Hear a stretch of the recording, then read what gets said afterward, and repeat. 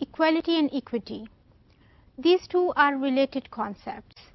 ये जो हमारा टॉपिक है सारे के सारे, इसमें हम ये देख रहे हैं कि फ्री फ्रॉम बायस कैसे हो सकते हैं, क्योंकि फ्री फ्रॉम बायस होंगे तो फेयर होंगे, फेयरनेस होगी हमारे सिस्टम में, हमारे असेसमेंट में, और फेयर होना एक बहुत बड़ा टारगेट है. क्यों? क्योंकि अगर आपकी जजमेंट फेयर नहीं है तो आपकी recommendations are not correct. So equity और इक्वलिटी दोनों रिलेटेड हैं और ये एक स्टेप है टू अचीव फेयरनेस. इक्वलिटी क्या होती है? इक्वलिटी होती है when you are giving equal opportunities to everyone. Equal time दे रहे हैं, इक्वल अपॉर्चुनिटीज फॉर राइटिंग दे रहे हैं, और इक्वल अपॉर्चुनिटीज और इक्वल लेवल है आपका ग्रेडिंग का. This is what equality is. बहुत दफ़ा ये इशू होता है कि मुझे तो 5 मिनट्स नहीं मिले और उसको 10 मिल गए.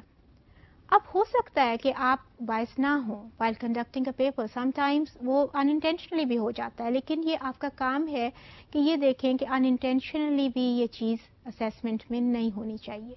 बिकॉज जब किसी के दिल में ये आ जाता है कि मुझे तो 5 भी नहीं मिले और उसको 10 मिल गए, तो ये एक अनइक्वल जो है ना, उसकी एक वो आ जाती है. हमेशा आपको इक्वल अपॉर्चुनिटीज़, equal chances आपने क्रिएट करने हैं for those who are appearing in some exam or in some test. तो इससे एक बहुत बड़ा जो है ना वो आपका फेयरनेस की तरफ स्टेप जाता है. अब ये फिगर भी आप देखिए कि सारे के सारे इक्वालिटी पे खड़े हैं और बड़ी एक वो जॉइंट मीनिंग इक्वल हैं, और ये जो शोल्डर टू शोल्डर खड़े हैं उससे एक वो इमेज उनके इकट्ठे होने का भी आ रहा है. ऑब्वियसली जब आप इक्वल नहीं रहते हैं तो what are you doing? You are creating classes and you are creating barriers among them. और जब आप इक्वलिटी दे देते हैं तो सारे के सारे ये ऊंच नीच तो आपने फिर ख़त्म कर दी ना. तो इक्वल लेवल पे एक जो होती है वो एक कंफर्ट जोन भी आप क्रिएट कर देते हैं. तो इसलिए आपने ये सारी चीज़ें देखनी होती हैं कि आपको उनको इक्वल टाइम देना है, इक्वल अपॉर्चुनिटीज़ देनी है.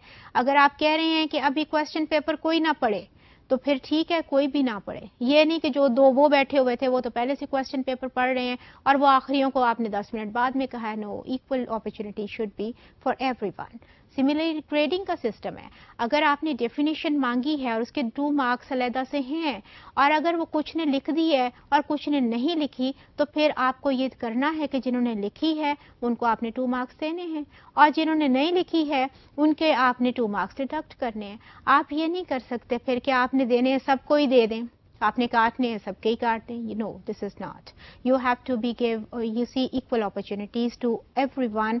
कि अगर आपके वो उनके मार्क्स आपके इस बेसिस पे आप काट रहे हैं कि उसने नहीं लिखी है, तो फिर जिन्होंने नहीं लिखी सबके डिडक्ट होने चाहिए. आपकी ग्रेडिंग का इक्वल सिस्टम एक नजर आना चाहिए.